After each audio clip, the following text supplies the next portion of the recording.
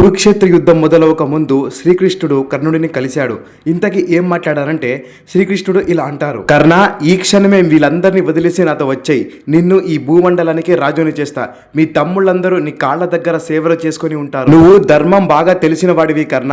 ఆ దుర్మార్గుడైన దుర్యోధనుని వదిలేసి నాతో వచ్చాయి. నువ్వు పాండవుల వైపు వచ్చేస్తే అసలు యుద్ధం అనేదే ఉండదు కర్ణ అని శ్రీకృష్ణుడు చెప్పారు. అప్పుడు కర్ణుడు ఇలా జవాబు చెప్పాడు, చూడు కృష్ణ, నువ్వు చెప్పేది నిజమే. నేను అధర్మం వైపు ఉన్నాను. నాకు తెలుసు ఈ యుద్ధంలో నేను ఓడిపోతాను, నేను మరణిస్తా అని. ఎందుకంటే అధర్మం ఎప్పుడు గెలవదు. కానీ నా ప్రాణాలు ఉన్నంత వరకు నేను దుర్యోధనుడికి స్నేహ ద్రోహం అయితే చెయ్యను. ఎందుకంటే నాకు అండగా ఎవరు లేనప్పుడు ఆ దుర్యోధనుడు నాకు రాజ్యభారం ఇచ్చి నన్ను రాజును చేసి నాతో స్నేహం చేశాడు. ఇంతకంటే నాకేం కావాలి? న్యాయమో అన్యాయమో ప్రాణాలు ఉన్నంత వరకు అతడితోనే ఉండి నిజాయితీగా చేస్తా అని కర్ణుడు జవాబు చెప్పాడు. స్నేహం కోసం ఇలాంటి త్యాగం ఇప్పటి వరకు ఎవ్వరు చేయలేదు, అసలు చెయ్యరు కూడా.